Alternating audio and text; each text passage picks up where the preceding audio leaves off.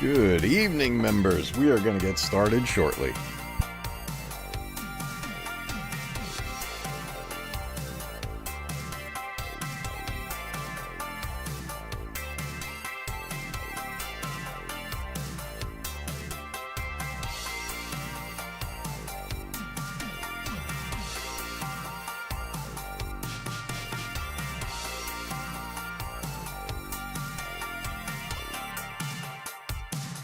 Oh my God!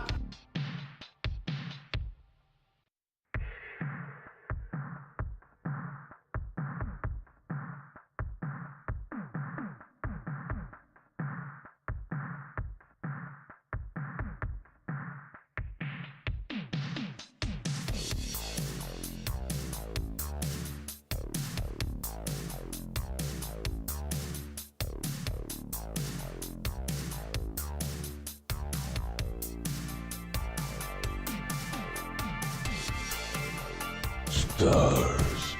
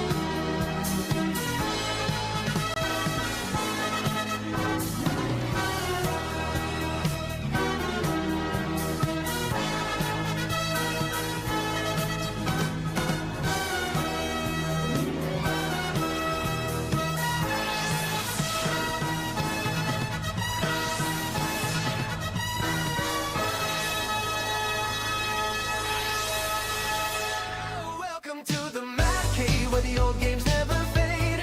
Stack of great cards, glowing CRT. Welcome to the Mad Cave, heartbeats in 8-bit waves. You can plug in, you can still play free. Keep the pixels bright, pass the pad tonight. Every level cleared keeps the legends alive. If the future's loud, let the past still play. Save file, save in the Mad Cave.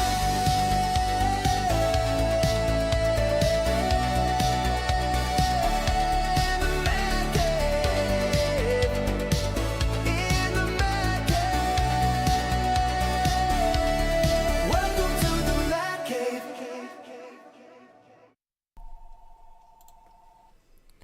What's up, everybody, and welcome down to the Mac Cave. You found your way to Mac Cave Gaming and a members live stream. Tonight, we're having a member stream with a little bit of a twist. We're trying out something, and of all times right now, I don't know if you guys can hear it, but the house phone is ringing. The house phone never rings. Calls always go to my cell phone. The house phone usually stays dormant, but of all times, it decides to start ringing as soon as I go live. But it wouldn't be a Mac Cave Gaming stream without something to create a boomer moment, a mistake, an error, and it turned out it was the house phone. But anyways, welcome everybody. Good to see you guys here tonight. We delayed our member stream a little bit. We usually do Monday nights. We moved it to tonight. What we're doing here is we're going to have the live stream be public, but our live chat is dedicated to our channel members. So right now, the live chat is there for our channel members, but anybody can watch the stream, and anyone coming in and swinging by the channel can see what our member streams are like. We do things a little different around here during these nights. It's not the same old playing, a game or playing a story or playing retro games. We do a little bit of everything around here, but our main focus is Video Games Monthly. That's right, every month we get a mystery box from Video Games Monthly, and we unbox it live together as part of our member stream. So if anyone's here and you're new to the channel and checking it out, we do have membership levels available starting at 99 cents. And any tier, any level, including the 99 cents, gets you in on member live streams with the Video Games Monthly unboxings. We have so much fun doing this. We've been doing Video Games Monthly, like over a year now, right? That we've been streaming it. It's crazy. I've been doing this for so long now. I think I first signed up in 2024, I think it was. And then when eventually we started streaming them, and just, man, it's just so much fun. Let me say hello to chat, see who's here already. Black Dragon, what's up, dude? Brian, Black Dragon, I saw your question. We're going to cover that also. Brian is here. Good to see you, dude. Ted, what's up? Jeff is here. Papa Palpatine's Pizza Padawan, let's go. Says hello, Matt Man of the Matt Cave. Remember Alderaan, and remember the glory of Resident Evil Requiem. My goodness, was it glorious. Oh my god, I have so many things to say about that game. So many things. I absolutely love it. Absolutely love it. Kate, what's up, dude? Good to see you here. Darren, what's going on, man? Good to see everybody. Seeing people pop in here. I see the numbers actually popping up here, too, as far as viewers and everything, so that's awesome. Blazer, Hawk Darren asked a question, were you one of the original members of VGM? No, I definitely was not. That said, I don't know exactly when they started. I never looked it up. That's a great question. I'm going to find that out for our next one. I don't know when VGM started, but they've been around for a while as far as I know. Yo, let's go. We've got gifted memberships coming in, and what a perfect time for it. Black Dragon gifting 5 Mac Cave Gaming memberships. Thank you so much, dude. I absolutely appreciate that. And we've got 5 new members flying in right now. We're going to get the alerts and we're going to see their names pop up right over here. So everybody say hello to our new members, and hopefully some of them get the alerts, and if they're not here already, they pop in and check out what's going on tonight, because we're going to have some fun tonight. It's not just Video Games Monthly tonight. Tonight we're covering a few things. Along with tonight's Video Games Monthly, we're going to talk about my progress in Resident Evil 9. Well, I should say post Resident Evil 9 for my continued playthroughs. I have complaints about WWE 2K26, and we're going to cover them tonight. And then I also want to talk to you all about our next potential story-driven adventure, something that we do on our weekly stream. So we're going to cover all of that tonight, and yeah, we're going to have some fun with it. So cool to see the new members coming up. I think we got one more about to pop up right here. Where is it? Don't call me a liar. There it is. I love the on-screen stuff. It's so good. KH says, if I could, I'd do the same, but alas, I'm on a brand account. Oh, gotcha. So yeah, we're gonna cover a bunch of that, but our main focus is gonna be unboxing Video Games Monthly tonight, and we're gonna get to that in just a minute. I wanted to point out something. I went up to say goodnight to the family, and kids are getting ready for bed and everything, and my daughter walks up to me, and she says, Dad, I want you to have this for tonight for good luck. And she hands me this tiny little bear. I think it's an eraser. I think it's an eraser. It feels like an eraser. And hands me this and says, this is for good luck for tonight's stream. So thank you. I now have a good luck charm from my daughter. And we're gonna put the good luck bear. We'll keep him right here on the desk so that he's right here by us the whole time. But that was unprompted and out of nowhere. I'm like, this is awesome. I'm going to definitely point that out on stream. So, yeah, I love it. And then tonight we're also, when we get into the topic of Resident Evil after Video Games Monthly, we're going to talk about the Generation Pack on the Nintendo Switch 2. I got some nice things to say about that as well. But we are here for Video Games Monthly, and here's what we're going to do. And if anybody's new here, what we do is we handle this like I am recording it for the video, because after we do the live unboxing, I edit it all together and make it a standalone video that goes out publicly. So we are going to record moments throughout this, so things I can clip and put together for it. So we're gonna have a whole different intro that I'm gonna record here with you guys. You guys basically get the making of, the behind the scenes of the whole thing. So we're gonna do that right here for Video Games Monthly. So I'm gonna get it out of the packaging first, and then we're gonna record our video. I saw you online. I wanted to ask you how you felt about it, but I was like, nobody's going to start talking about... Oh, on the Switch? Yeah, I'm definitely going to talk about the Switch 2 ports. But first, let's get into this packaging here. and get into our video games monthly. So let me get the Leatherman. You sure it wasn't a Flintstone vitamin? That'd be pretty funny. Do they still make those? Are Flintstones vitamins still around? I remember those from when I was a kid. I haven't had those in, geez, years. Decades. Alright, let's get the mailing package off of here. There is like a bulge in the box. There's something big in here. Okay, pop that right there. Let's put the Leatherman away so I don't hurt myself. Come on. Alrighty. There we go. Okay, so let's record our video games monthly intro for the sake of the later video. So here we go. Welcome down to the Mac Cave. You're here for another Video Games Monthly unboxing. Video Games Monthly is a service you sign up for online to receive a mystery box every month full of retro games, ranging from the Atari 2600 all the way through to the PS4 and Xbox One. It is crazy. You set the list of the consoles you want to collect for. You keep the games. This is not a rental service. You keep all of the games you get. You even get to keep track of the games you already have on their site so that they don't send you duplicates. I've been signed up for this for a long time now, and I absolutely love the service. It's a great way to continue building your retro gaming collection. Check out videogamesmonthly.com today and see if there's a level of their service that works for you. I am set up to receive 5 games per box, but sometimes we get bonuses. So we're going to find out what we have in this month of March 2026. Let's take a look what's inside this box. Okay, there we go. So we've got the intro done there. Man, this box is like, it's like bent. There is something in here. I can't remember what I set up to receive this month. So this whole thing is going to be a massive surprise. So I'm really looking forward to seeing what we got going on here. Did I check Discord? Have you checked Discord? Oh, I saw the thing you posted that you don't call yourself a gamer if you've never played this back in the day. That was awesome. That thing was so cool. And then we've got, yeah, I don't have any other alerts in there, but here we go. Yeah, this box is ready to burst. I'm excited to see what we have in here. So we're going to do this the way we normally do.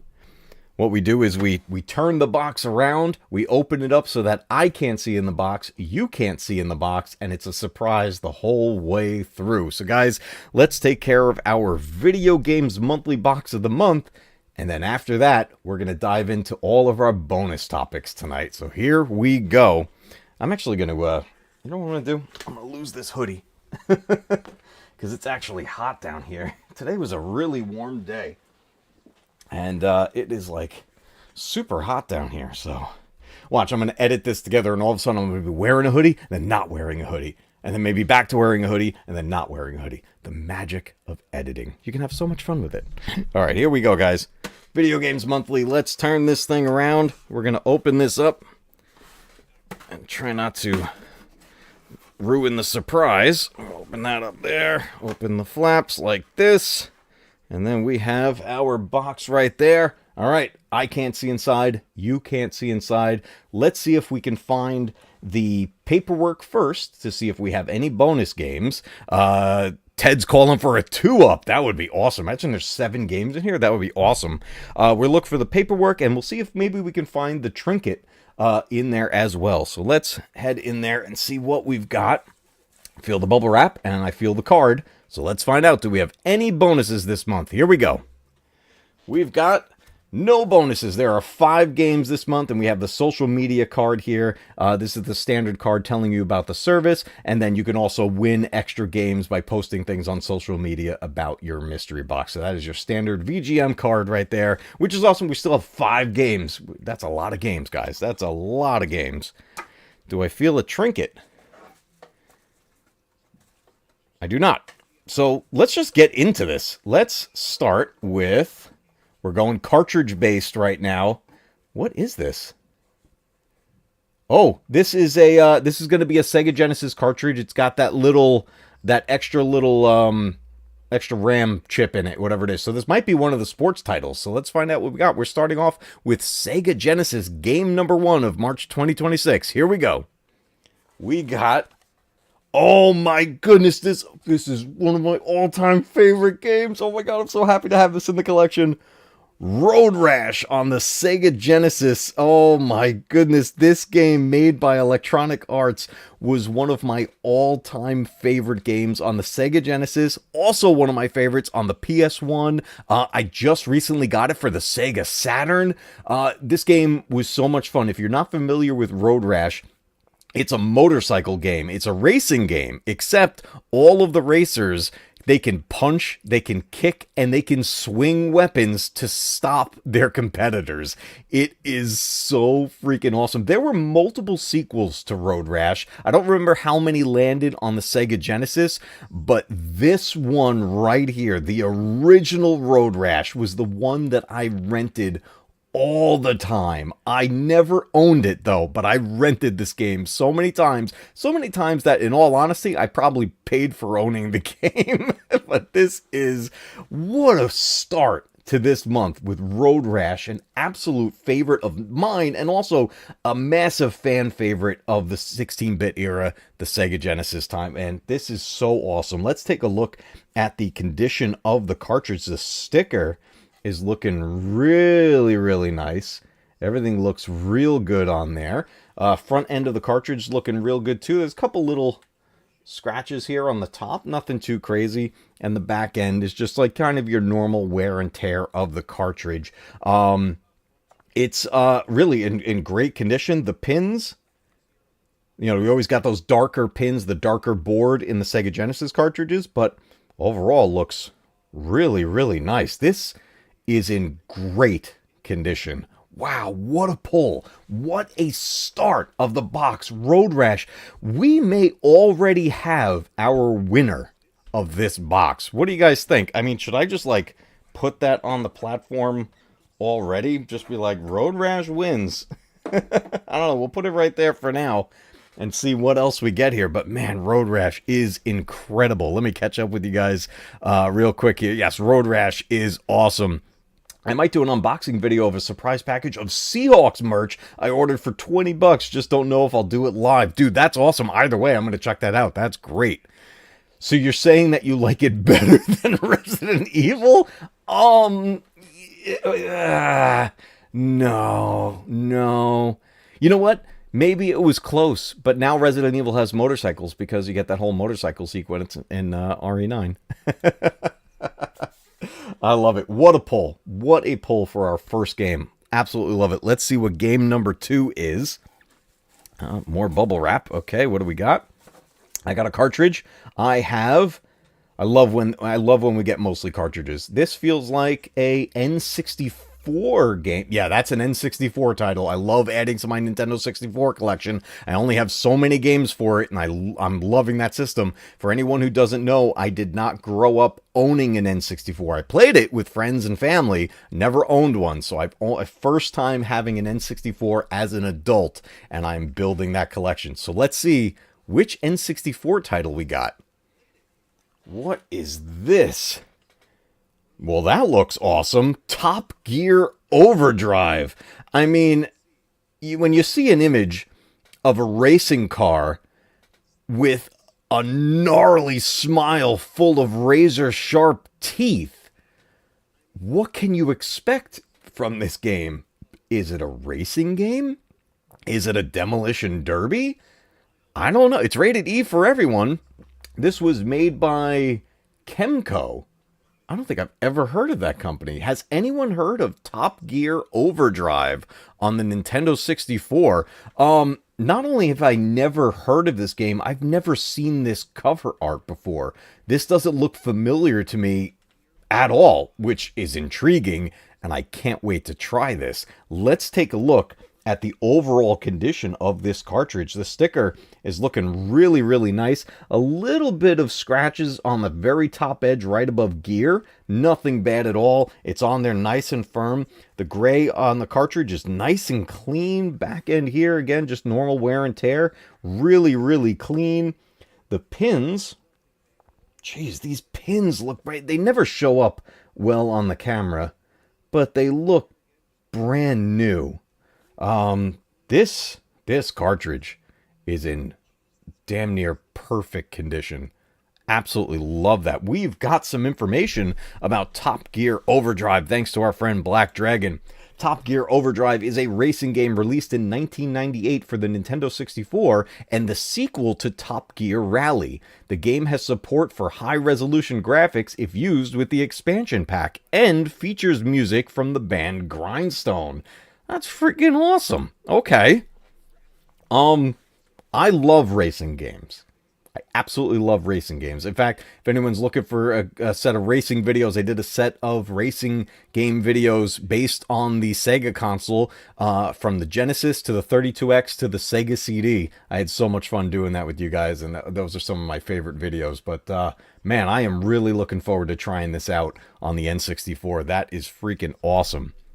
We got some more information. Let's check it out. In the main mode of play, the player races through 6 seasons, each season containing more races from more tracks, with faster cars competing. At the beginning of the race, the player starts back of the grid at the start line. Computer players at the front of the grid often start 1/3 of the way around the first lap. Players start with 3 charges of nitrous oxide, which are used to give the player a temporary speed boost. That's awesome. That's awesome. Top Gear Overdrive, everybody. I'm really excited to try this game out. That is awesome. We are off to a really awesome start here. This box is awesome. Way to go, VGM. Let's go. We're 2 games in. We've got 3 more to go. Let's find out what game number 3 is. I've got an NES cartridge. Here we go. We're going 8-bit, everybody. A Nintendo Entertainment System game. Let's find out what we're adding to the collection. Oh, man. Fantastic. Hogan's Alley, one of the black box originals. This is the one that uses the light gun support. I love adding light gun games to my collection. I always keep the CRT hooked up and everything so me and the kids can play the light gun games. Hogan's Alley, a fantastic game. It's just an iconic classic, and if you like light gun games, this is definitely one to own. I've never personally owned it, and now I do. And now that I have this, there's a case I'm going to be getting from the Game Galaxy, and I've done a video about that as well, where I'm getting the cases that you see back here on the shelf. Really, really nice cases for these cartridges. Let's take a look at the condition. Man, Hogan's Alley, I'm really, really excited about this. This box is top tier right now. Sticker is just, it's in good condition overall, just normal wear and tear. There's a little bit of blurring and smudging on it. The cartridge has a little bit of smudging there on the bottom. It's like it worn down a little bit. You know what it looks like? It's hard to see on camera, but it looks like someone had previously written something on there and someone erased it, and it took off a bit of the material on there. Back end of the cartridge, looking really good. And the pins, man, these things are clean. Man, we are, as far as getting bangers right now, 3 for 3. This is insane. Hogan's Alley, one of the most iconic games on the NES. So much fun. So much fun. Guys, let me know down in the comments, if you're checking this on the replay, let me know down in the comments, what are your memories of light gun games? Did you play Hogan's Alley, and what are your thoughts on it? Let's talk about it down in the comments. Love this. Love this. Yeah, no. Light guns do not work on LCDs. It has to be a tube TV, a CRT. And I have a 27-inch CRT hooked up. I used to have it right here next to me, and I recently moved the entire setup. Members, there's pictures I posted in our members post. You can take a look at it. I made a whole retro gaming setup over there. We bought a boneless couch, a 2-seater for the kids, and put it over there, and everything's hooked up. Everything is hooked up over there, and I put a video switcher and the whole deal. So everything is there for the kids to play. It's so good. It's so good. Oh my god. Can I? Hold on. Let's see if I can do this while breaking everything. I'm gonna turn the camera. Here we go. We're moving. It's over there. You see it? In the back there, next to the retro style fridge? That's our retro system over there. There's a whole couch and everything over there, and the kids love it. My son already loves taking a nap on that couch. It's actually super comfy. But man, Hogan's Alley, everybody, that's huge. That is absolutely huge. Oh my goodness. I mean, we still have 2 games to go, but does Hogan's Alley overtake Road Rash for the winner of the box? Oh man, I don't know. We're gonna have to really like figure this one out. And that's why all the motion controls came in. Yeah. Did you know you could play Duck Hunt on the Nintendo Wii, and there's a cursor on the screen when you move the motion control as your target, which I feel like is cheating, but it's the only way to play it. Oh, but I love the original Duck Hunt. It's so good. You have chosen wisely. Love it. You guys are hearing the sound effects, right? I turned everything on as far as I could tell.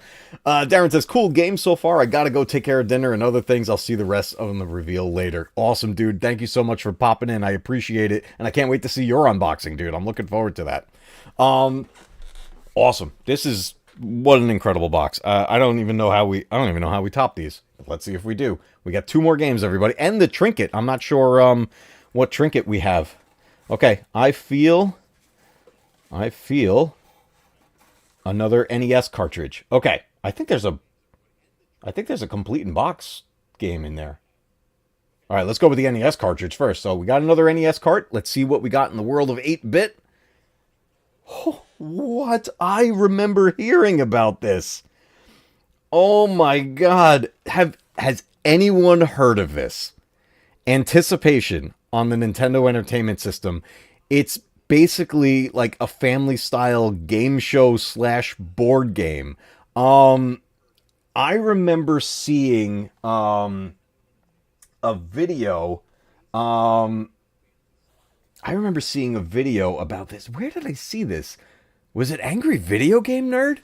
It might have been AVGN. But I ever since I saw whoever did a video about this, I've been really curious about this game, but I've never taken any time to look for like buying a copy of it. But now I have it in the collection. But has anyone heard of this? I mean, look at this. This is such an 80s shot right there, like something you'd see like on a sitcom or something. But basically it's like board game / game show style, family style game. So I don't remember exactly what the gameplay was like.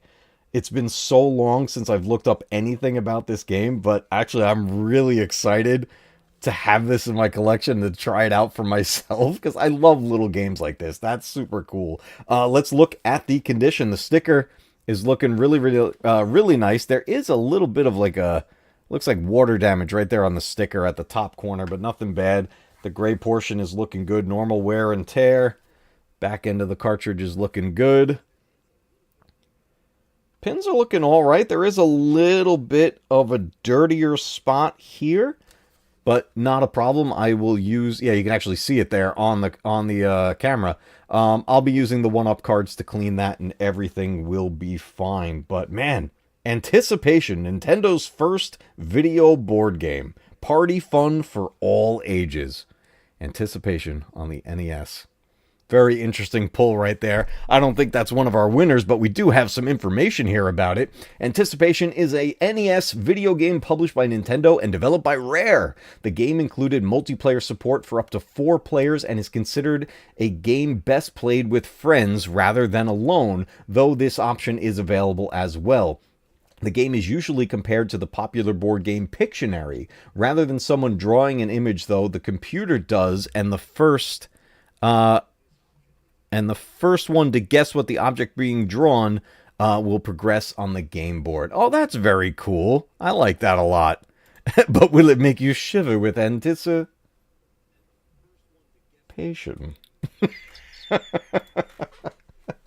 I love it. I'm excited to try this. That's super cool. That is very cool. I like stuff like that. All right, we've got one more game. Oh, that's not standing up. I'll just put that down. We have one more game, and I believe it's in a box. And we haven't found the trinket yet.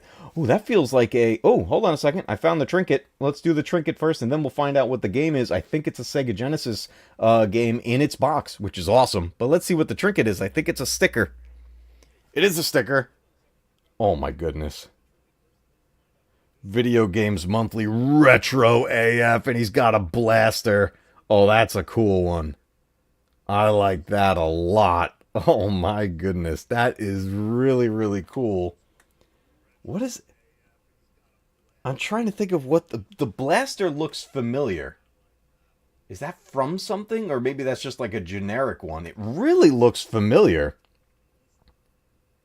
I don't know. Is that from something anybody recognizes? Either way, that's a really cool sticker. I like that a lot. Super cool. Okay. All right. We got one more game. We've got one more game.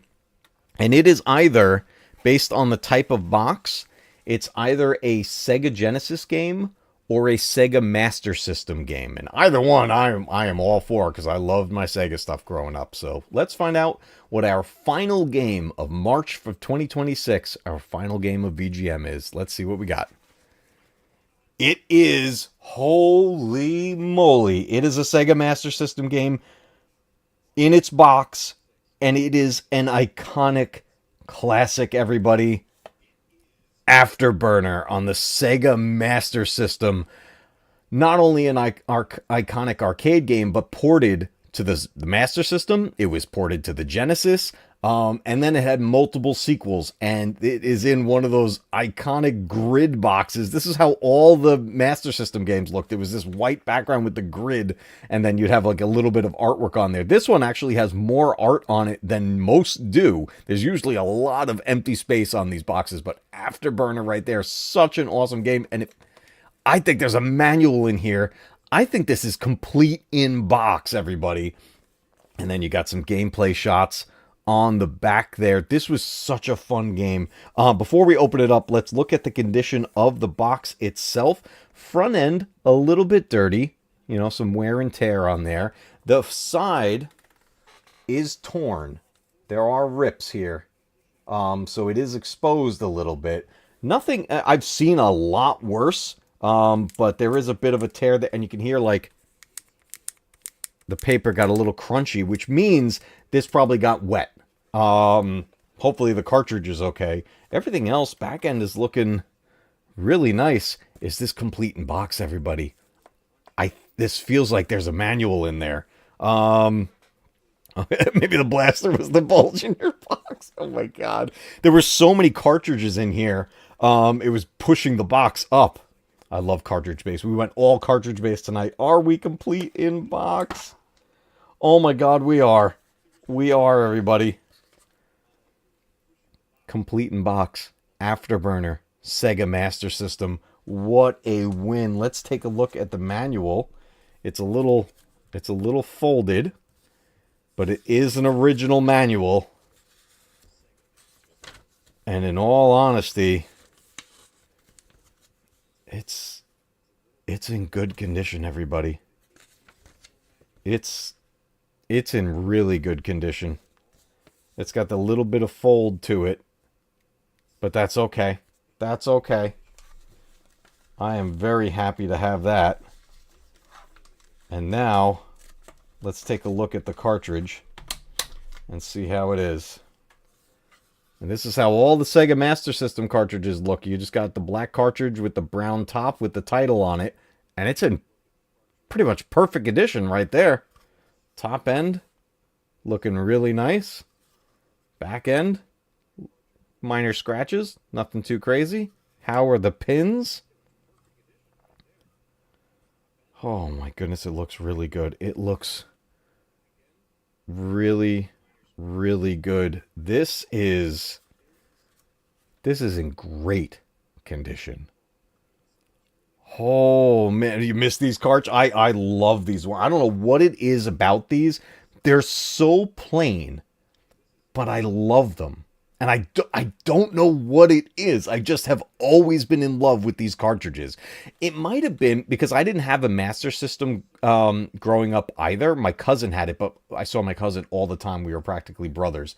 And he had the Master System, so we played it all the time. I played so many games on that system, but I never owned one. And actually, still to this day, I don't own a Master System console. What I have now is the adapter on my Hyperkin Retron 5 to play these. So that's how I've been playing them. Eventually, I'll pick up an actual Master System because I would love to have that in the collection. But either way, holy moly, Afterburner on the Sega Master System, complete in box. I think Road Rash and Hogan's Alley got bumped, and I think our winner of this month's box has to go to Afterburner on the Sega Master System. How can it not? What a pull. What a pull for the last game. I'm so glad that they put that at the bottom of the box, so that was the last reveal. This is huge. Oh my god, everybody. Let's just double check the box, make sure everything is out. Yep, it's just bubble wrap. Let's do a quick run through here of what we got this month. We got Anticipation on the NES. Such a weird title.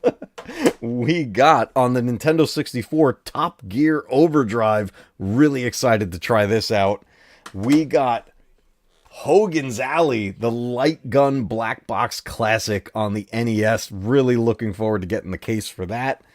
We got one of my all-time favorites, Road Rash on the Sega Genesis. Such an iconic game. And then finally, our winner of this month's box, complete in box, Afterburner on the Sega Master System. This might be one of the, if not the, best VGM box we have ever got. This was huge. Holy crap. I am so excited about this one. Oh my goodness, everybody. All right, guys, let's do our outro for the sake of the edited video. All right, this is what we like to do around here. We record the sections that are going to go into the edited standalone video where we have gameplay and stuff like that. And so let's take care of that. And then don't stick around because I am going to say a whole goodbye, but it's not really goodbye. This is just for recording for the sake of it. So stick around, okay, guys? Here we go.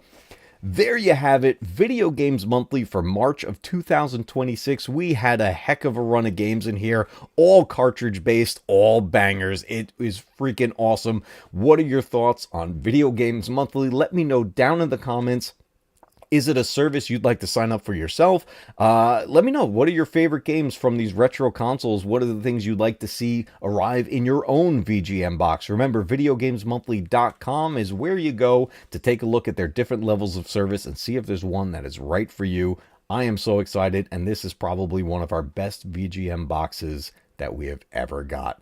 I really love it. Thank you so much for joining me again in the Mac Cave for another VGM unboxing. And until next time, everybody, remember, keep retro gaming alive, because one day your games will be retro too. I'll see you on the next one. All right, there we go, guys. We've got the outro recorded for the sake of the Video Games Monthly. Man, that was a good one, guys. That was a freaking good one. Oh my God, you're right, Brian. The teddy bear. This was it. Guys, we have, honestly, I think we have my daughter to thank for this Video Games Monthly box and how so good it was. She gave me a good luck bear. Now I'm keeping this bear right at my desk. He'll hang out with the VGM sticker. That was awesome. That's insane. They're so plain, I love them. Doesn't say a lot for Mrs. McCabe. Yeah, she owes me a sword. Oh my God, that's great. I love it. Guys, I'm really excited about that box. That was so good. That was really, really good, man. I'm excited. All right, guys, we've got Well, first I'm going to take a swig of my drink. I got some Dubby. Dubby. Not one of those flavors, though. I have one of the new flavors. It's a rainbow sherbet. It tastes like childhood. Okay. All right, guys. Whew. That was a good one. I'm really excited about that box. Anyways, we got some topics to cover. Now, I know around here, we have been neck deep in the world of Resident Evil. We recently, and we have a playlist and everything of all of the playthroughs, we recently played through all nine of the mainline story games of Resident Evil. We played so much. It was so good, and we recently finished Resident Evil 9 for the first time, and I had a blast playing that for the first time with all of you. It was so good. Since then, I wanted to talk to you guys about my progress in the game. And actually, I do have it hooked up. We could take a look. We could take a look at it together if you guys want. Requiem Director announced a minigame coming in May. Yep, and a story expansion is in the works. Oh, I'm so excited, dude. Yeah, that's part of the news. They're going to have, it's an added DLC, an added story expansion. They're adding a photo mode, which actually is pretty cool. I actually like those photo modes in games, especially this one. It's going to look so gorgeous. And there was something else to it. I forget what the third part was, but the big thing is the story expansion. And to make that story bigger already is going to be nuts. I love it. Everything I know about Resident Evil, I learned from you. I love it. I love it. Since then, not only did I continue playing Resident Evil 9, because, of course, I got to unlock stuff, I completed the game 4 more times. I completed the game altogether, including our first playthrough. I've completed the game 4 times. And I am currently midway through my 5th playthrough, but this time on Insanity mode to unlock even more. And then, since then, my Deluxe Editions finally arrived. Better late than never. I got the Deluxe Edition for the PS5 that's up on the shelf, and I put in the code to unlock the Deluxe add-ons to what we already had installed on the PS5. So that's good to go. But the big one was the set for the Nintendo Switch 2. And that was the Resident Evil Generation Pack. And the reason I bought Resident Evil 9 on the Switch 2 like this is because it's not just RE9. It's 7, 8, and 9, all on the Switch 2. And I have tried out all 3 of these. And guess what? They play phenomenally. 7 is smooth as butter. 8, super smooth. Not quite as far as the motion goes, like frame rate. A little, the tiniest bit slower. 7 is like full tilt. It's like smooth as butter. 8 being a little more graphic heavy, just a little bit of slowdown. And Resident Evil 9, the latest, with the latest RE engine. Let me tell you guys, it plays so well. Now, there are differences, and I want to talk about that on there. But Resident Evil 9 on the Switch 2, they did lower the frame rate. It's not holding at 60 FPS like 7 and 8 did on the Switch 2. It is a 30 FPS experience. But that said, and I played through a bunch of it, it seems to bump up here and there. Like, I think it gets around 40 to 45 FPS at certain times, but for the most part, holds a solid 30 FPS, which in all honesty is not a bad experience. The other thing they did with the game, and this is something that kind of surprised me, because you usually see the opposite. When you get a toned down version of a game, usually they will sacrifice the images of the background and environment to keep the character models as detailed as possible. What they did instead was they actually kept the environment at full tilt and lowered the resolution of the character models. But that said, it's not a bad thing. Hear me out on this.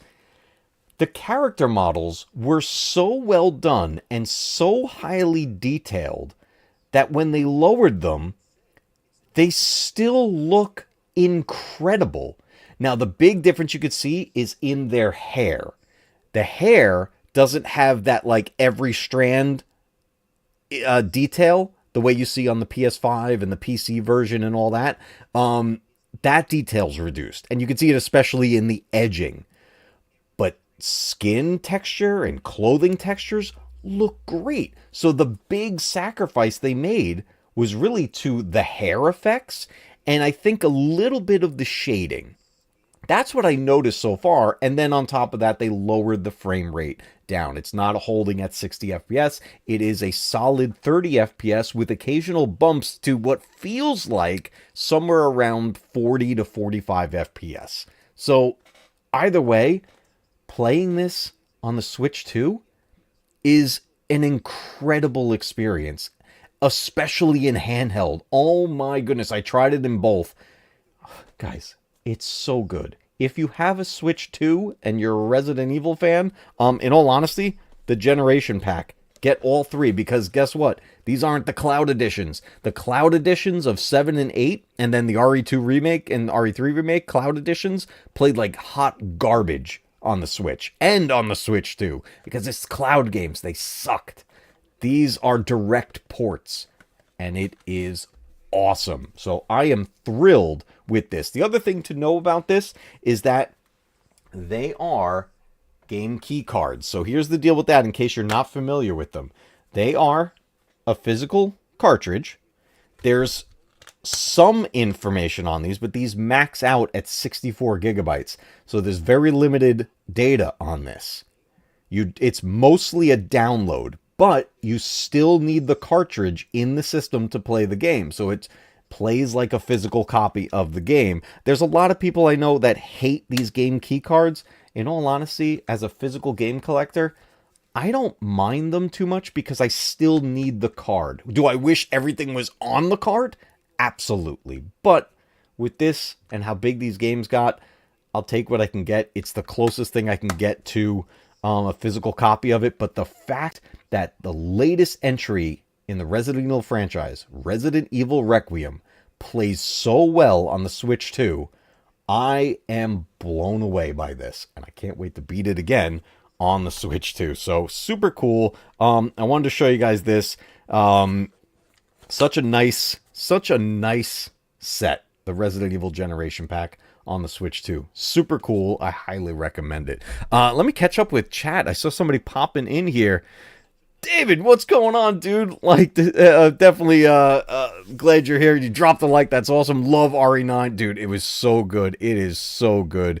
You got one of the gifted memberships. Let's freaking go. I love it. Welcome, welcome. I'm glad you could join. I remember RE4 Remake having hair options on the PC. Yes, the hair options were on there. They were actually on, I think it got patched since, but it was glitchy from what I saw. There were issues with the hair effect, so a lot of people were just turning it off, but I think it's fixed now. It's been a while since I checked it on PC, but I think it's all fixed now. I'll tell you, it looks so good in Resident Evil 9. It is awesome. What's up, Jeff? I picked up the Generation Pack and have only loaded up Requiem on my Switch 2, but have yet to try it. Oh, I installed all three. I just kept popping them in, installed them, and then it was I was off to the races, and I was laying in bed the other night playing Resident Evil 7 handheld on the Switch 2. I was in heaven. It was so good. It was so good.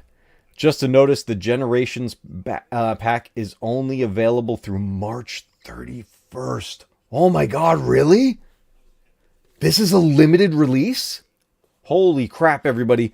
Get on this. Get onto whatever you have to get onto. Amazon, Walmart, Best Buy, whatever. Whatever you have to get onto, order this. It's 3 full games for a massively low price. Get this. If you are a Resident Evil fan and you have a Switch 2, get this. Heck, if you're a Resident Evil fan and you don't have a Switch 2 yet and plan on getting one, get this so that you are good to go. Please. I mean, everyone needs to have that. Switch 2 having RE9 is pretty cool. Yes, it is. It's awesome. I'm so glad they did that. And now, because these work so well, I have no doubt in my mind that RE2, RE3, and RE4 remake will make their way over to actual ports. We're not going to deal with that cloud gaming garbage anymore. So those should be coming. I'm thrilled. I'm absolutely thrilled. Imagine if they pulled another RE2 N64 and got the whole game on the cart, right? Look, here's the thing. They could have.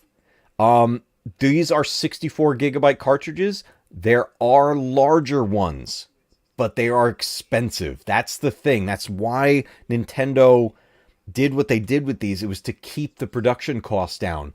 They can put these entire games on a cartridge, but the game, selling it, would cost us, the players, a lot more money. So, I don't know. It's one of those weird things where we have to, like, we kind of have to take our losses with some of it as physical game collectors. That's why I'm not too upset about game key cards, because I understand why it is what it is. There's tons of games, though, that fit perfectly fine with room to spare with 64 gigs. So there's tons of games on the Switch too that are all on the cartridge, and I have a few. But it's with the bigger ones, I do understand. But I don't know. We'll see. We'll see what happens in the future. Maybe we'll see what we get. I'm just checking online, and the physical print run is sold out in most major retailers. They're unfortunately horribly overpriced on eBay. Oh my god. Oh my god. I didn't know this was a limited release. I thought this was going to be how you bought these games on the Switch too. Oh my god. I'm so glad I ordered one. Oh my god.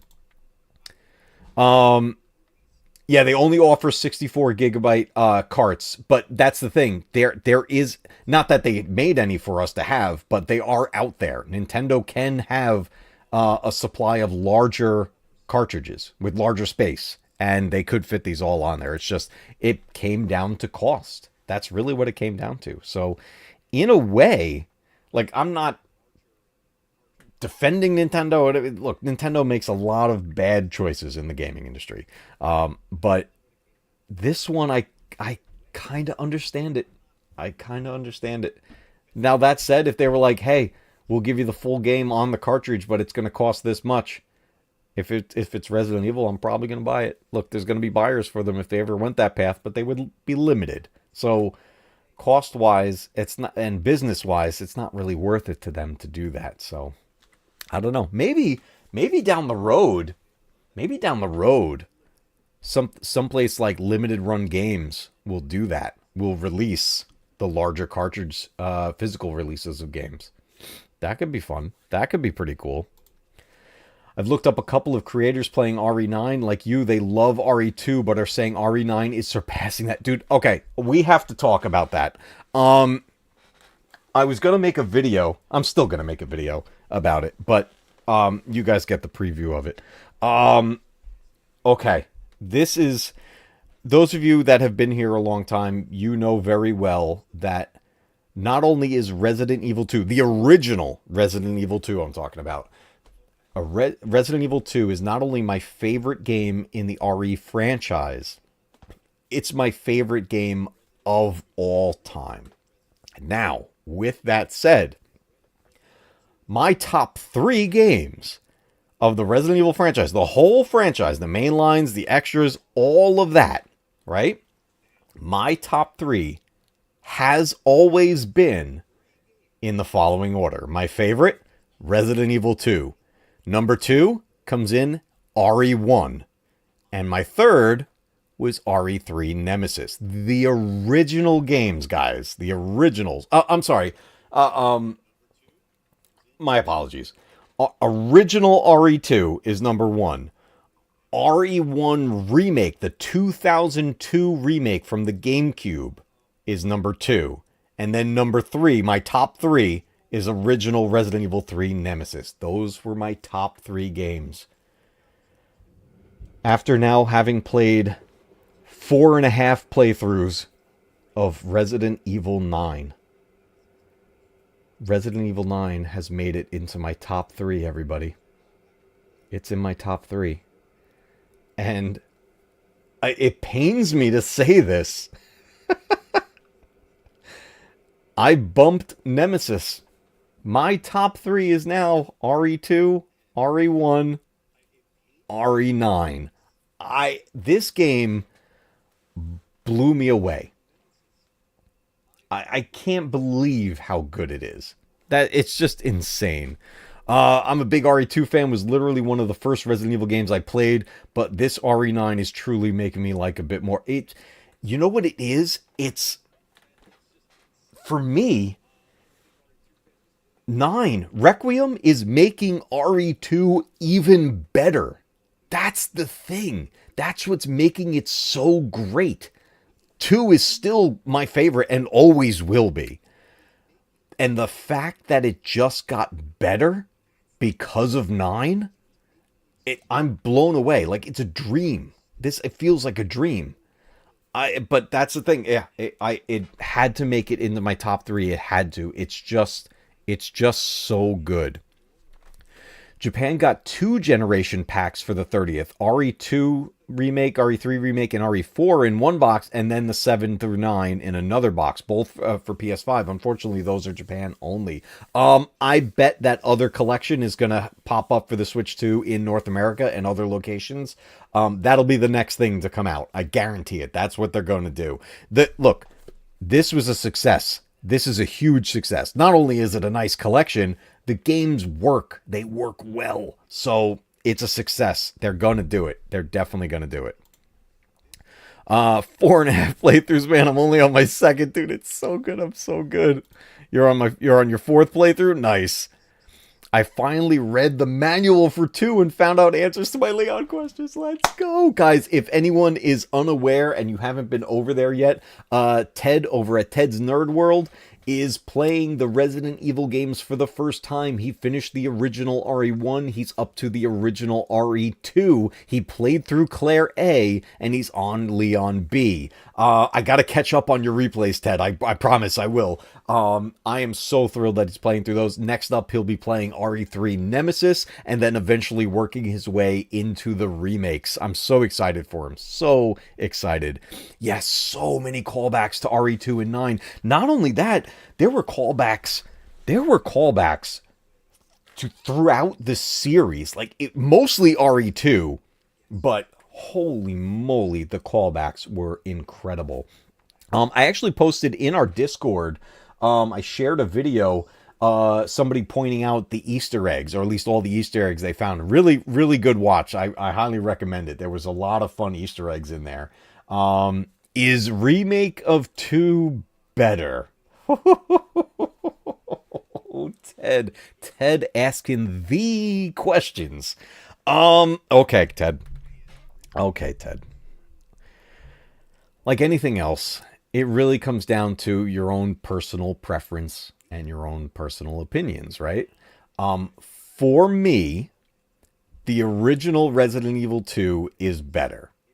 And now, that may be fueled by a lot of nostalgia, but I like the experience of the original more. That said, I absolutely love Resident Evil 2 Remake, and I think you will too. And in all honesty, if you prefer the style of like over-the-shoulder third-person shooter, you're going to love RE2 Remake, and the same for 3 Remake and 4 Remake. So, it really just...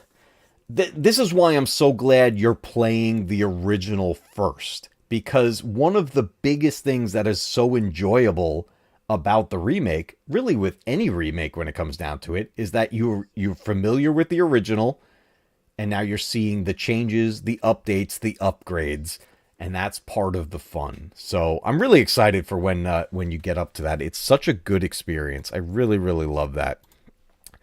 Brian says, yeah, OG RE2 is better. Remake has its moments, but falls short on a lot of things. Yeah, there's things to love. There's things that I wish were better. But it's going to come down to your experience with it and how much you enjoy it. So Ted, either way, you're in for a good time. I promise. You're going to have a good time. It's really, really good. Talking about my progress with RE9, I unlocked... I did a bunch of the challenges. I only have 4 or 5 challenges left to do. One of them is beat the game on insanity mode, which I'm already halfway done with. So I'll get that. I did 2 of the larger challenges simultaneously. There's one called Never Touch the Stuff and the other one called Minimalist. The Minimalist was don't use any med kits, no herbs, no med injectors, no healing. The exception to that was those stabilizers that increase your health. You can use that. So when I got one, I saved it for when I needed it. And I used it to get a heal and increase my overall health. But I played the game to not use any of those. So I did that. At the same time, for Grace, the challenge was the one called Never Touch the Stuff, was to not use the blood collector at all. Which means Grace could not craft anything.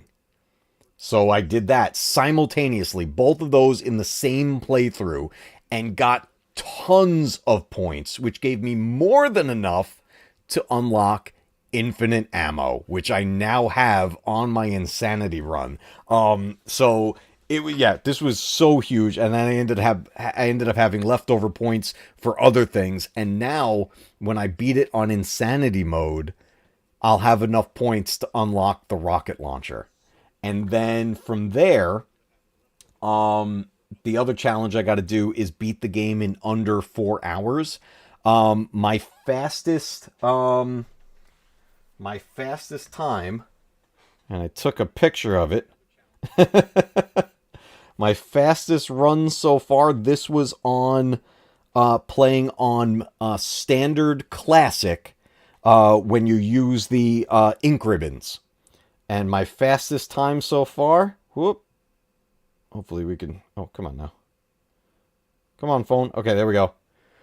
4 hours and 43 minutes and 19 seconds on standard classic. That's my fastest run. Our first run, everybody, that we did together live, my first playthrough was over 19 hours that we put into it.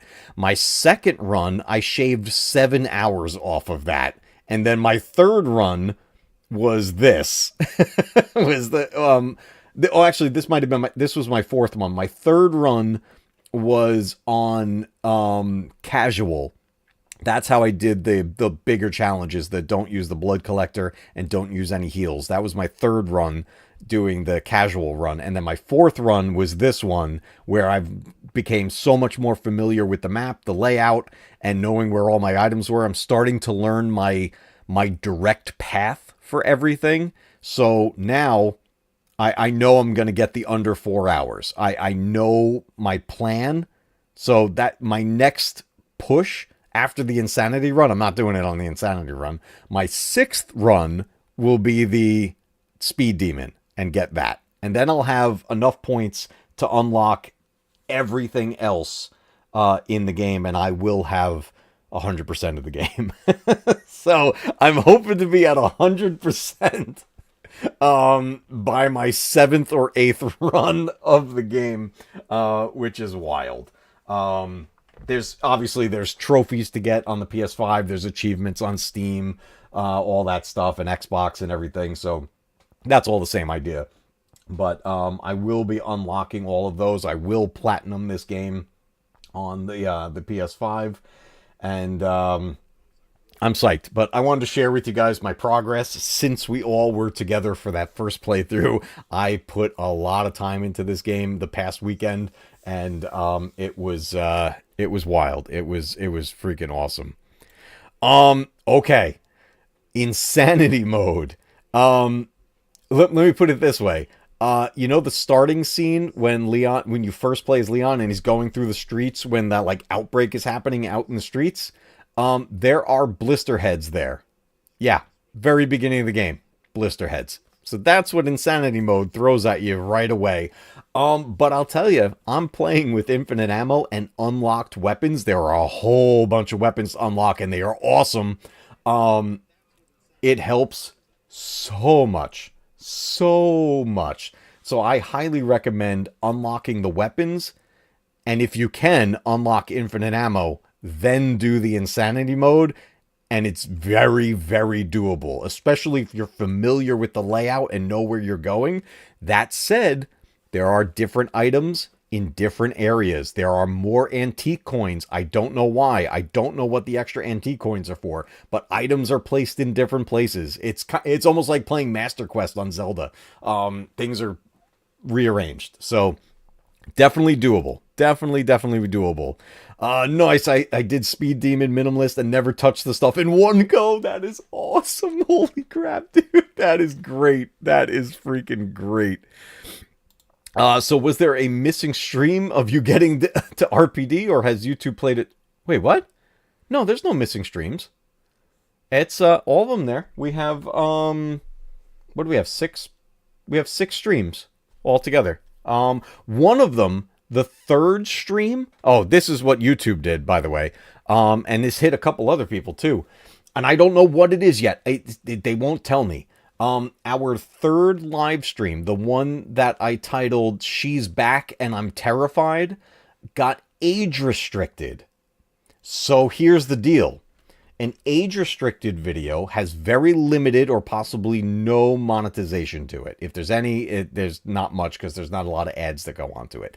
But it's set to 18 plus, 18 years or older. So an account trying to view it has to be signed in, has to be logged in with a profile, and the user has to be 18 or older in their account, right? Otherwise, it's going to be hidden. Now, that said, on YouTube, I think it's by default now, it hides age-restricted content.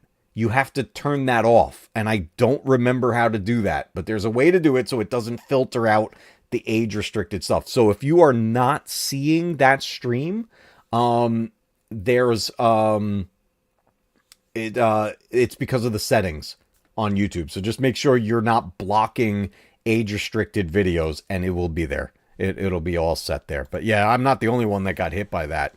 Oh, there's 7 streams altogether. Right. Yeah. So we did a bunch, but they are, I promise they are all there. The whole playlist is there. So we should be good to go. I think best time I had on any Resident Evil game was an hour and 56 minutes on RE2 Remake in a speedrun competition against my friend. That is all. That's a great time. I love that. That is freaking awesome. Alan, what's up, dude? Good to see you, man. What's going on? Let's see. Part 4 ends with you finding out you could upgrade weapons after spending the credits, and then part 5 starts with you in the RPD. No, that's weird. One of the streams we ended at that I just got to the RPD, and then when I went there, we found the save spot right around the desk, and we saved there and ended it for the night so that we could start fresh, like start the RPD on the next stream. But let me hold on a second. Now I'm like worried. Let me I looked at them earlier today. They were all there. Let me just make sure. I'm going to go to my channel. Let's go to videos. Live. Let's go to live. 1, 2, 3, 4, 5. Wait a minute. 1, 2, 3, 4. Hold on a second. YouTube Studio. Content.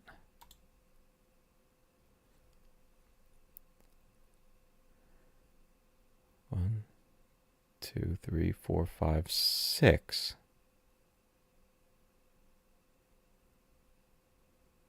What's going on here?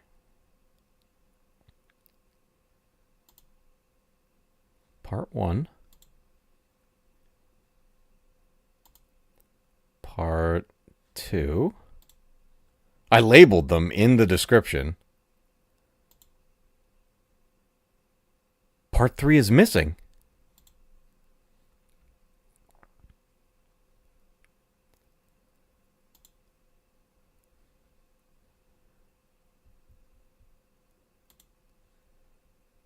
What the heck? Or unless did I Did I mislabel? Part 4.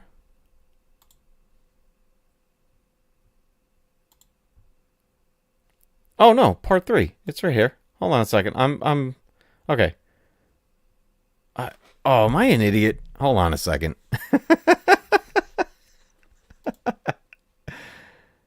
Part 1 is that one where I have Leon and Grace on the screenshot in front of the RPD.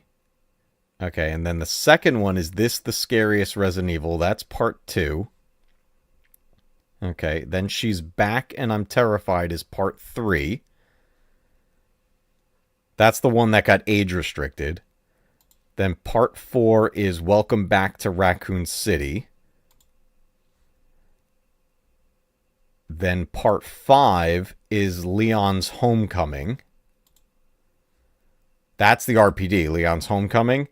And then part 6 is the finale. So we've got six streams all together for Resident Evil 9. And they're all here.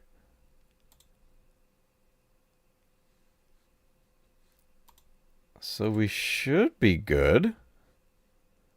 And if I go to live,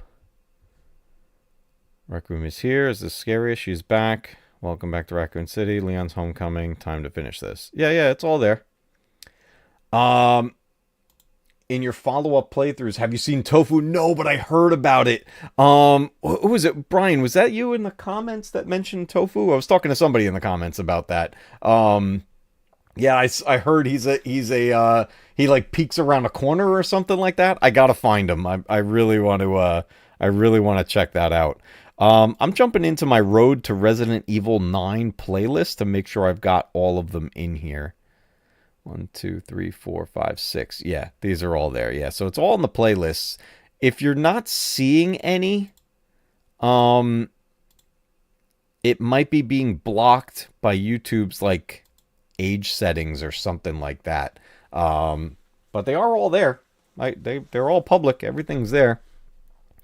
When I got to the Kendo shop, it was such a good cutscene. Glad they put that in this. Oh my god, it was such an emotional scene too.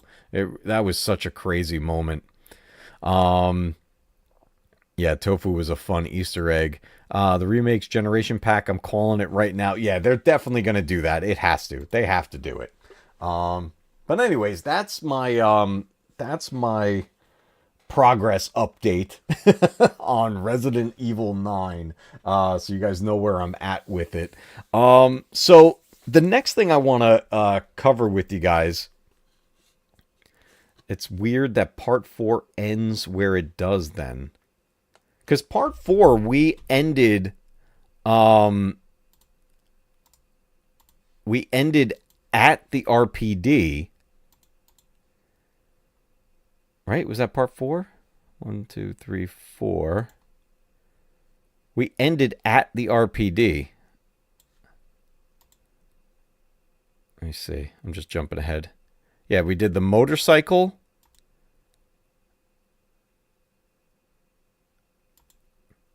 Yeah, we did the motorcycle. Oh, you know what it was? Okay. Okay.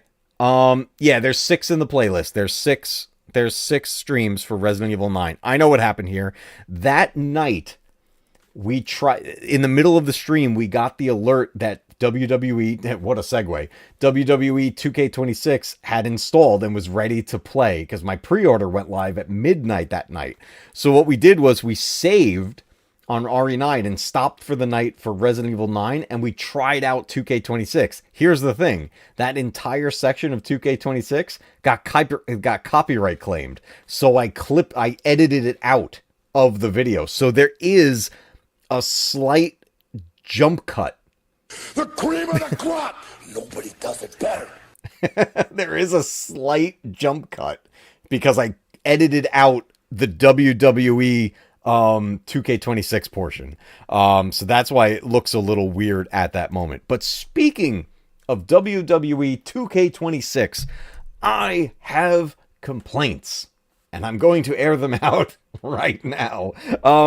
So yeah, we should send Nemesis after 2K. Any WWE fans out there?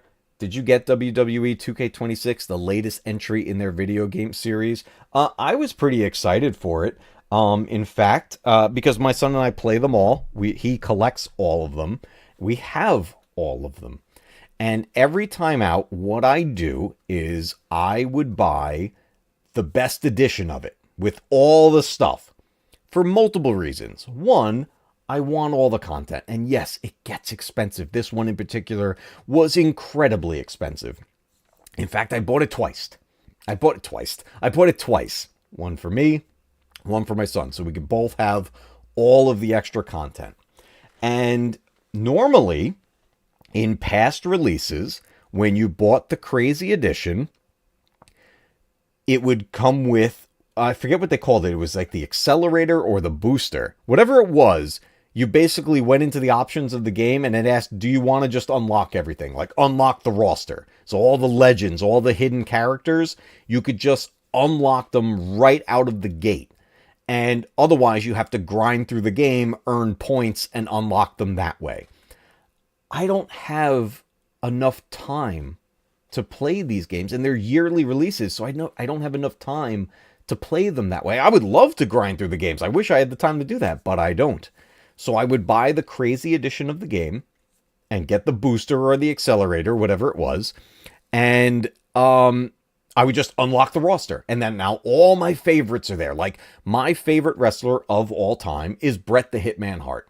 Always my favorite. I always check before the games come out, check if he's on the roster. He is great. That's who I play as most of the time. He's my favorite wrestler.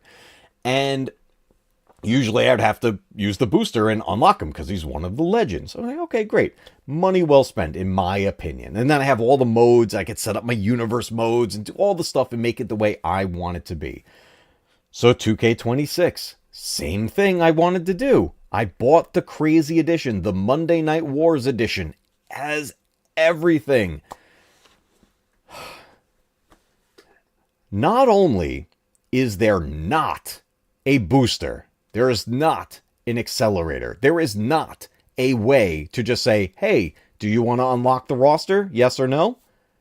That does not exist. What 2K did this year, and I am pissed off about it, they decided, oh, here's how you're going to unlock everything. We're going to put a battle pass in the game. Yeah, you heard that right. A battle pass. Like Fortnite. And now you have to level up and grind and do challenges to unlock each tier in the battle pass. This first season, because there will be seasons of the battle pass, this first season has 40 tiers. 40 tiers. I would have to get through, I think it was 15 tiers to unlock Bret the Hitman Hart. Out of the gate, I could not play as my favorite wrestler. And I paid all that damn money for the game. And I could not play as Bret. I had to grind to get him. Now, I'm going to tell you something about this in a minute. But first, airing out the complaints. A battle pass, everyone, is something that you see very often in free-to-play games. Right? Like Fortnite, for example. The game is free. Anything extra you put into it, that's where you spend money. And that's up to you as the player, whether or not you want to buy V-Bucks in Fortnite so that you put towards whatever, different skins and all that stuff. Or you buy the Battle Pass and you unlock things as you level up. That works, and I have no problem with that. The game was free. I could play the game for free and not worry about that other stuff if I wanted to, right? That's fine. So be it. The game was free. This game, WWE 2K26, a yearly release. This is not just a one release and then it updates over time. No, this is a yearly sports game. They put a battle pass into it. And even though I bought the crazy pack, I still have to grind through the battle pass 2K Games, if you're listening, what the F were you thinking? Why would you ever, ever, ever put a battle pass into a full release, full priced game where you have people spending $150 to $200 to get the edition, the full edition of the game? How dare you put a battle pass in it? And then the people who spend all that money, like myself, to get the crazy edition, to have all the rosters, so you could do all your crazy stuff, WCW versus WWE, the Monday Night Wars. I can't even do that out of the gate. All of those wrestlers are locked behind, get this. Yes, it's a battle pass. It's also another paywall. Because yes, you could skip ahead if you'd like to, but it's an extra $2 per tier to skip ahead. So you're telling me if I want to skip this first season and just unlock everything and push forward, it's another, wait for it, $80? It's another $80? $80 to get the first season. There's going to be like 5 or 6 seasons.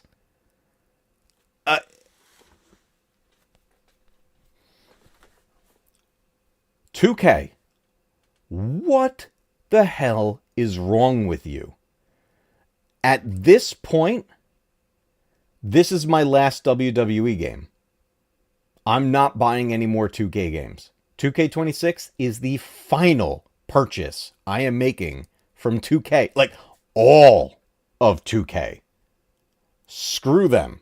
I'm done. I was a loyal fan. I was a loyal player. I bought these games every year on release at their most expensive. And I feel betrayed. The game is pissing me off. And I want to love it because there's some really cool stuff in it. The showcase this year is all about CM Punk, and it's awesome. But the game has been tainted. I mean, you even get to play as Joe Hendry this year. It's freaking crazy. I mean, how Say his name and he appears. I believe in Joe Hendry. I believe in Joe Hendry. Ted, virtual high five. Okay.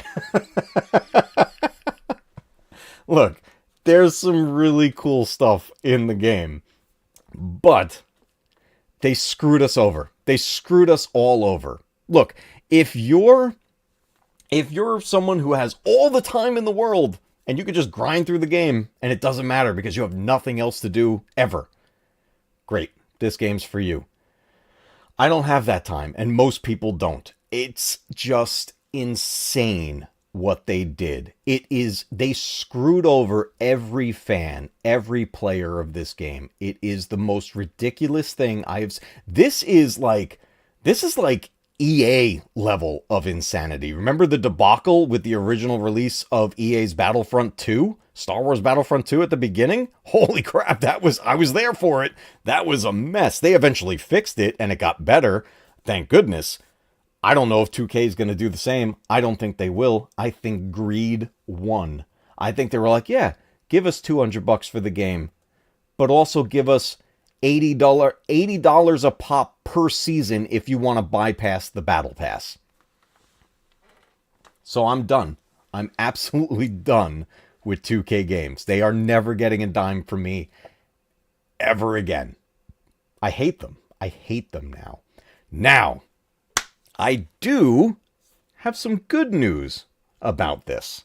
And for anyone who has 2K26 and would like to get through the battle pass as quickly as humanly possible, I found a trick. I wasn't even looking for a trick like this. I started looking up what is the best way to get through the battle pass, because everything you do in the game earns the skill points, right? The experience points. So I wanted to know which mode in the game earns the most experience points. I just wanted to figure out what's the best way. That way I can put my focus into that. Like if it's my rise, okay, great. I will focus on my rise. If it's the showcase, I'll focus on the showcase. Whatever it may be, I wanted to know what was the best way to get the most points and get through the battle pass the fastest. When I looked that up, a video was recommended. And it was, I forget the exact title. I'll share a link. In fact, I will share a link to it right now because I'm that mad at 2K that I am willing to direct people to a channel that I've never seen before until today. They came up with a trick to not really, I guess you're not breaking the game because it's all in the settings of the game itself.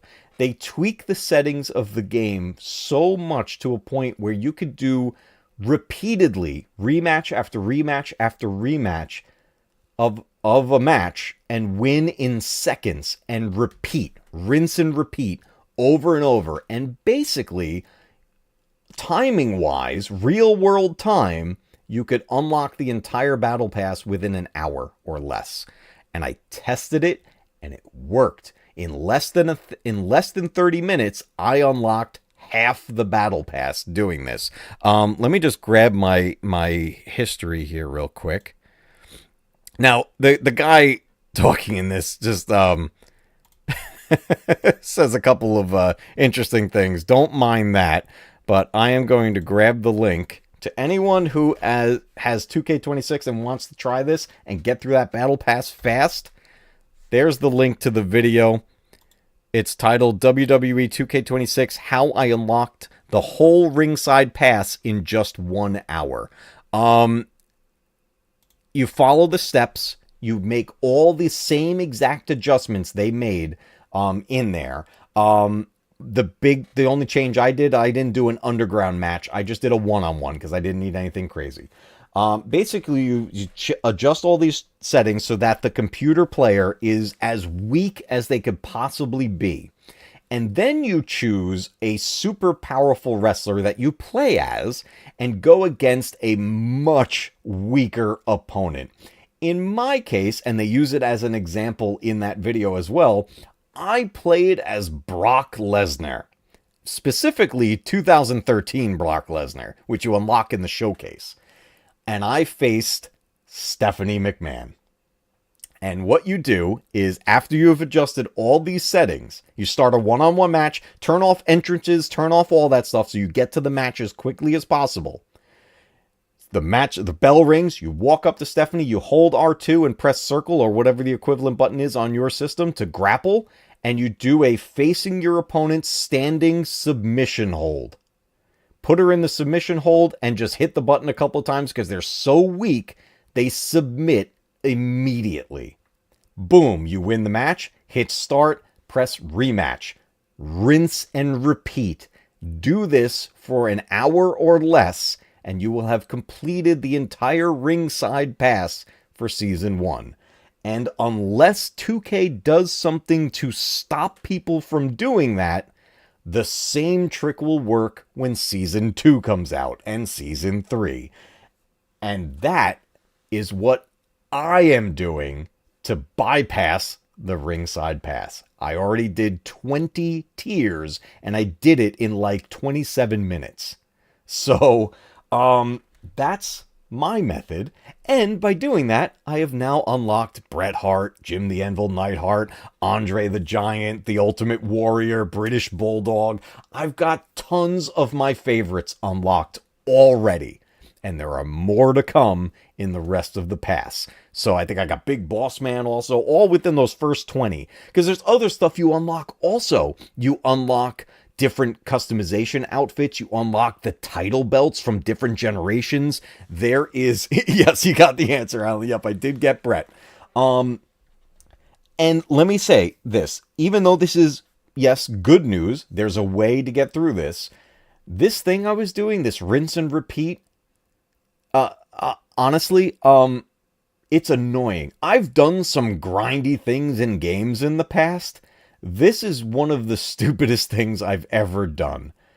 And it's so stupid that I was just annoyed the entire time doing it. How much fun did I have? 0%. 0% fun was had doing this. 2K games, are you hearing me? 0% fun playing your game to try to get through the ringside pass. That's so, yeah. Anyways, that's my rant. I know normally I'm not pissed off about things a lot around here. I try not to be. But I could not ignore this one. 2K did us dirty, and I ain't having it, and they ain't getting any more of my money ever. So, that is my rant about 2K games and what they did with WWE 2K26. My sincerest apologies for this entire rant. This is very unlike me, and I hate to put you guys through it, but it's important information for anyone that likes those 2K WWE games. You need to know this about 2K26 because it is an expensive game. And if you want your favorite wrestlers, you have to do tricks to get around it. $77 for wrestlers, nah, but I'll gladly pay $77 for infinite ammo on Resident Evil. I'm with you. I'm with you. You deserve to be pissed off over this garbage. Besides, I've said worse. Thank you, man. I appreciate it. Yeah, I'm livid. I'm absolutely livid. I am, like, I'm so disappointed in 2K that my ultimate hope is that they lose the license to WWE games and it goes to someone else, a different publisher, because you know, here's the thing. They don't just do WWE games. There's all the different sports games that 2K does. And you know what? I bet they're putting this Battle Pass crap into those as well. It's insane. I'd be making sailors blush with my reaction to this crap. It's unbelievable. I just couldn't imagine the Battle Pass method being put into a full price game. It works perfectly fine for a free to play game because it's optional. But this is just, here's look, I said my ultimate hope is that they lose the license. That's my secondary ultimate hope. My actual ultimate hope is that 2K listens to the fans, because I'm not the only one complaining about it. My ultimate hope is that they listen to the players, listen to the fans, and put an update in the game and add the choice, add the booster. Anyone who purchased the Monday Night Wars edition of this game should be given the choice to unlock everything in one shot, just like the past entries. This is the first one I haven't been able to do it. Yeah, it's insane. I can't believe what they did here. They need to fix it. 2K needs to fix this mistake. It's a mistake. It's hands down a mistake. Not an accident. It's a mistake. They purposely put this in, and they have to understand they made the wrong decision, and they have damaged their fan base. They have damaged the reputation of these games. It's so bad. So bad. But anyways, that's my WWE 2K26 rant. And 2K games, if you ever somehow see this or hear any clips of this, please, from the bottom of my heart, I want you to know, genuinely, sincerely, all the way from the bottom of my heart, all the way up to what's about to spew out of my face hole, screw off. I hate you, and you're never getting another dime from me. Farewell. Anyways, moving on to our next topic, before we wrap up for the night.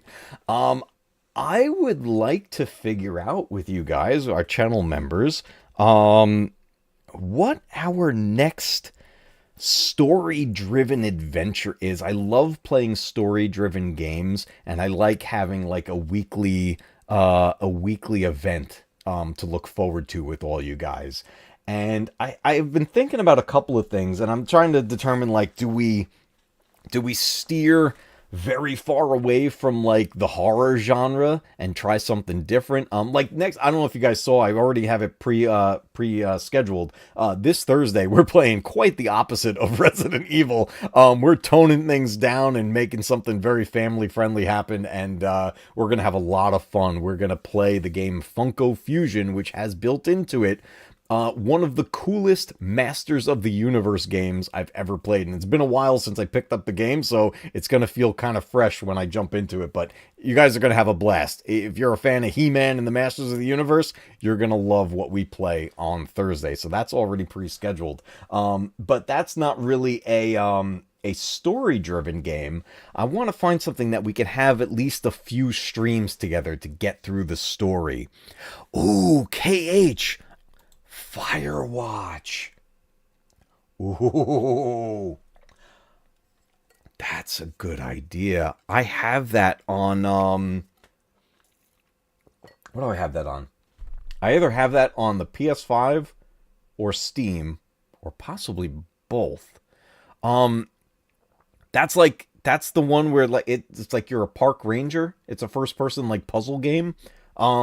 That could be a good one. It's a mystery. I like mysteries. That could be really fun. Okay, Firewatch is on the table. You'll have your power sword ready for Thursday. Dude, wait until you... Have you ever seen it? Funko Fusion? The pop figure game? Masters of the Universe, dude. Wait until you see it. It's going to be so good. Death Stranding. I have that game as well. I tried playing it. It was weird. I could certainly try to give it another go. I want to see, basically what I want to do is I want to get some options here, and then potentially put a poll out on the community tab, and maybe we vote on it. The Tomb Raider remakes are another good set. I really like those games. Especially that first one, the 2013 remake. I really like that game. Okay, so hold on. I gotta make a list. So we've got Firewatch on the table. We've got Tomb Raider remakes.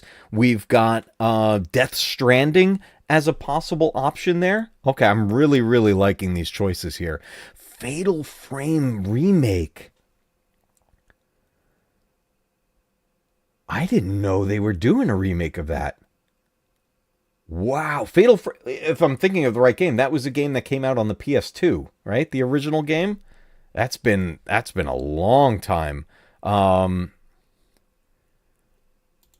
Your son likes Firewatch is still on your backlog. Yeah, I've had it for the longest time. I've never played it. I think I have it on the PlayStation, on the PS5.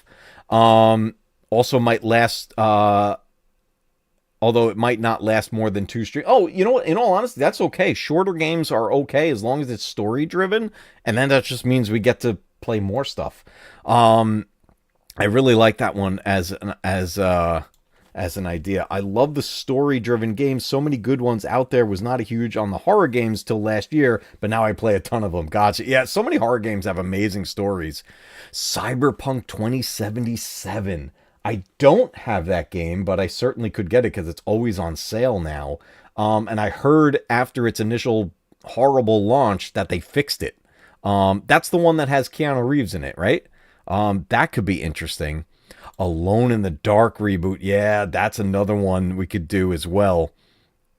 Cyberpunk is good. Okay, that's definitely good. Another good one, not horror, is survival, would be Subnautica. I've been very curious about those games. Man, these are... I'm so glad I asked you guys about this. That is... Okay, so we've got a great list. I'm going to have to go back to the replay and make sure I have my list. I want to put a poll out. I don't know how many choices I could put on the poll. I think it's limited. There is a demo out. I'm going to definitely try that. I got to try that out. I love the Last of Us games. We've streamed a little bit of the Last of Us. I never did the full game here on the channel. But I absolutely love the Last of Us games. Yeah, such a great set of games. I even like 2. I know a lot of people hate Last of Us 2. I actually really enjoy that game, but I think 1 is the better of the 2. Cyberpunk 27 is on the Switch too, and it's amazing, a fantastic port. So actually, that's a good idea too, because I would love to stream more from the Switch too. So if we do Cyberpunk I'll get that on there. Oh, this is fantastic. Oh my God, you guys are making me feel so much better after all that WWE 2K26 garbage. All right, I think we have a really good lineup, and this is not to say like if we do the vote and the game doesn't win the vote, that's not to say that these games are off the table now. Let's say, for example, if we start with Firewatch, which you guys are saying is a shorter experience, the next thing we jump into is something else from this list. I mean, we could have our story lineup for the next like while, right? We could be pretty much good to go with a solid plan. Obviously, if anything big releases in the meantime, like something that, we definitely need to make sure we're playing, like if another Resident Evil happened, we squeeze that right in.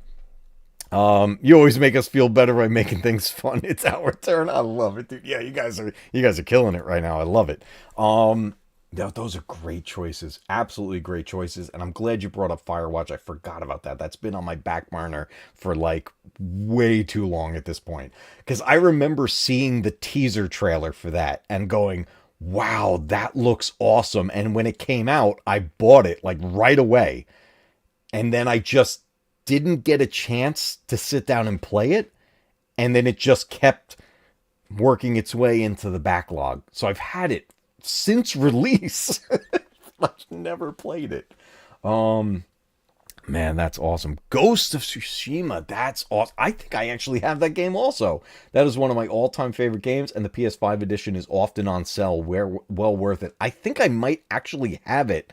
That might have been one of the free games, the monthly games with the PS Plus stuff. So I may actually have that game already. I remember seeing clips of that. You're playing as the samurai and everything. That looked cool. Man, I love it. I love story-driven games. That's my favorite thing to play in video games. Like I love, old school retro games, obviously, arcade games, the quick like experiences, get the high score, all that stuff. I love that stuff. But growing up in the generation that I did, seeing the beginning and working my way all the way through, when we got to the world of PS1, N64, and then later with the PS2, PS3, Xbox 360, all that stuff, and these way more cinematic experiences started happening, I just fell in love with them. A big reason, honestly, was Resident Evil 1 in 1996. That was a huge thing that pushed me into story-driven games. And obviously it ended up being one of my favorites. So I love it. That's why I like to do that. I like having a story that we get to tell each week. I loved playing through Final Fantasy with you guys, Final Fantasy 7 and then the remake of 7, and for us to look forward to it each week like a show. Like, you know what it is? That's what I really want this to feel like in some ways. Obviously, it's not the same, but I always want a hint of that. Do you remember, now everything's binge watched, right? Everything just dumps out onto everything. It's just insane. I loved growing up with looking forward to a new episode of something every week. I liked it. I liked it a lot. When I was a kid, we had TGIF every Friday, the lineup of sitcom shows that we'd watch as a family. I looked forward to it every week. That's something that I want to be a part of this channel in some fashion, some form of it. Obviously, it could never be the same exact thing, but if I could even get a hint of that feeling in the channel, then I call that a success, because that's what I grew up with and that's what I love. It's even when you get the rare occasion where something new comes out and it is a weekly thing, I look forward to it and I love it. Like, I'll give you an example. My wife and I just recently finished, and we watched it each week. We watched the show called School Spirits on Paramount Plus, and that's a streaming service. And they could have very well have just dumped the whole season on there, but it was 3 seasons, and it came out weekly, and we got to look forward to it. That was, my wife and I that would be our plan. It was Wednesday nights, Wednesday night, we're watching School Spirits. We got our snacks. We got everything ready. The kids went to bed. We pop on the show, and that was our weekly show. I love that stuff. So that's kind of my thing. Like, I miss those days of stuff, and I really want to have some form of that here in the channel. Oh, Siphon Filter is one of my absolute favorites on the PS1. Oh my god. And then Siphon Filter 2 was so good. Oh my god, what a great action story right there. Siphon Filter is super cool. For a super long string of streams, Legend of Dragoon. Wow, we're pulling out some bangers right now. Horizon Zero Dawn. I never played Forbidden West. I haven't played the sequel, but I did play Zero Dawn and love that game. That's a really, really good game. Yeah, those games are a lot of fun. Yeah, modern TV doesn't know how to do anticipation anymore. That's the thing. Everything is like, now, now, now, give me everything right this second. Which kind of sucks, because if you're given everything right that second, you're probably going to binge through it, and then it's over. The whole experience is over faster. And then there's nothing to replace it. So it's just crazy. Oh man, I haven't thought about TGIF in years. Every Friday, my family and I sat down for TGIF. Good memories. Yes, I'm with you. Every Friday. That was our... Man, what did we have on there? We had Family Matters. We had Full House. We had Step by Step. What else was on there? Was Growing Pains wasn't on there, was it? Or was it for a little while? Then we had, remember in the later years of TGIF, they added the show Dinosaurs, the Jim Henson one. That got added in there. Oh my goodness, there's so many good shows on there. Ultima 4, I don't know that one. I don't know what that one is, Ted. What is that? Yes, Siphon Filter, such a blast. I love that game. It was so good. There's a great PSP game in the Siphon Filter series. Heavy Rain. That's a good one with the mystery. Now, I know the ending because I played through it on the PS3 and then the remaster on the PS4. But that's a great experience for anyone who doesn't know the outcomes. Heavy Rain is a decision-based murder mystery, or I shouldn't say murder mystery. It's a missing persons mystery, and it's you make choices throughout the game, and you're trying to solve who the culprit is and figure out what happened. It's a really cool experience. And then Detroit Become Human is a spiritual successor to that. Another one reaches the same way that way. Oh, Boy Meets World. Yes, Boy Meets World. Such a great show with Mr. Feeney being played by oh crap, I'm having a brain fart. He was the voice of Kit in Knight Rider. He played the principal in that show. It was awesome. Walt Disney Movies on Sunday nights. That was another thing to look forward to when those specials would happen. That's the thing. The weekly releases. It makes it an experience rather than just consumption of whatever it is.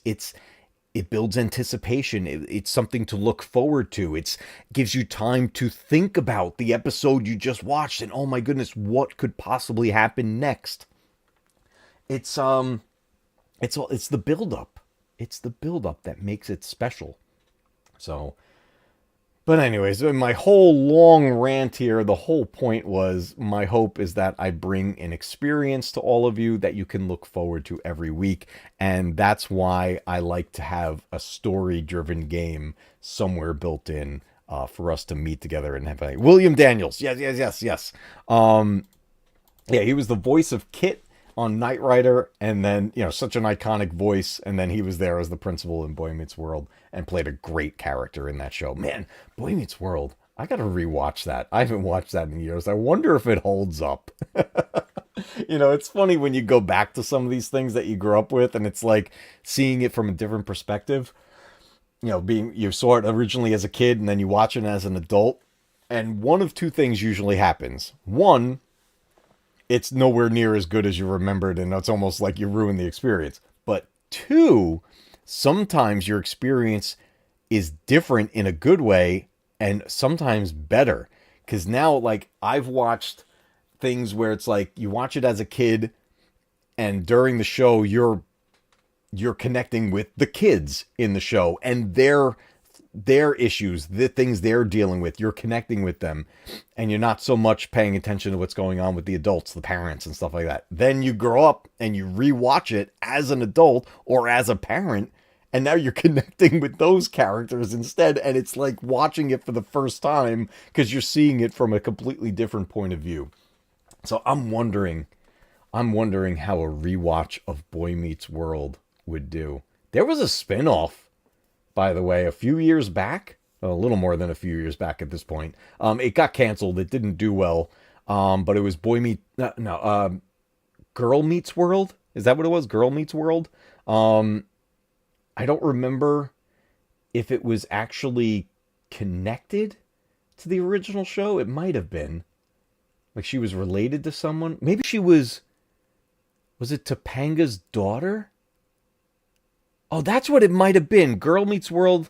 I didn't really watch it, but I think was it Corey and Topanga's daughter? Is that what the show was about? I might be completely wrong. But anyway, there was a spin-off, and I know it got canceled, so obviously it didn't do well, but it's kind of cool to see they even attempted it. You know, sometimes you do well with spin-offs. You know, sometimes you get that lightning in a bottle, and you get things like Cobra Kai, right? And you get something phenomenal like that to happen. You think it was Topanga's daughter? Yeah, I think it was. Man, I gotta go back to those shows. That was some fun stuff. I really miss all those things. Yeah, it's fun. All right, guys. We are coming up on 2 hours. I had fun tonight, guys. I had a lot of fun with this tonight, from Video Games Monthly to Resident Evil to complaining about 2K games to now talking about all this nostalgia with story-driven games and the things we grew up with. It lasted shorter than Fuller House, and that only stuck around for 2 seasons. No, actually, Fuller House went longer. It's on Netflix. There's more than 2 seasons. I actually watched some of it, and look, Fuller House is, it's very, I guess the best way to describe it is it's very cringy, but I have to admit, there are some really good moments in it, specifically the moments that harken back to the original, and the times when you get the original characters coming back, when you get, you know, Uncle Joey and Uncle Jesse, and you get Danny Tanner, you get Bob Saget in the show before he passed away.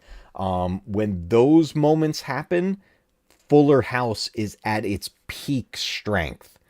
And then a bunch of it does get really, really, really weird at times. But if you ever want to check it out, it's on Netflix. It was canceled because the girl that played the best friend became very popular and went on tour, so they couldn't do it anymore. Oh, interesting. Okay. That's cool. Yeah, it went beyond the 2 seasons. It's all on there. And honestly, eventually I'm going to finish it because I just want to see how it turned out. But it's, if you grew up watching Full House and you liked Full House, seeing Fuller House as the sequel, look, it's as cheesy and corny as Full House was. That show was corny, right? They all were back then. It has that. So you have to get back in that mindset of like a TGIF style family sitcom. That's what it is. And then there are some serious moments in there, just like the old show had. But it's, you know, it's meant for like the, you know, family time and stuff. Cobra Kai, Top Gun Maverick, and Ghostbusters Afterlife, proof that sequels can be great if done by people that care about the IP. Exactly. And all great ones right there. Man, yeah, it's doable. It's definitely doable. Same goes for games. Guys, 9 mainline story games in Resident Evil now, right? Resident Evil 9 just happened. The 9th entry in the mainline story. And it was phenomenal. How did they do it? I don't know. They just cared. They cared enough about it to make sure that it was good. It's totally doable. Totally doable. Guys, we are going to wrap it up here for the night. I want to say a huge thank you to all of you for being here. All of our members, all of our new members. So glad you guys could join. I had a blast tonight. I look forward to these every week. I know we readjusted the weeks a little bit during our Resident Evil playthroughs, but you know, sometimes we got to fit things in, right? But we are back on Thursday night It's already posted, so get ready for it. We are going to be playing the game Funko Fusion, specifically the story mode of Masters of the Universe. I'm really looking forward to it, and I think you guys are going to have a blast with it. It's really, really fun. Everybody, have a great night. I'll see you on Thursday, and as always, remember, keep retro gaming alive, because one day, your games will be retro too. Guys, I will see you real soon. Welcome to the Mad Cave, where the old games never fade. Stack of great cards, glowing CRT. Welcome to the Mad Cave, heartbeats in 8-bit waves. You can plug in, you can still play free. Keep the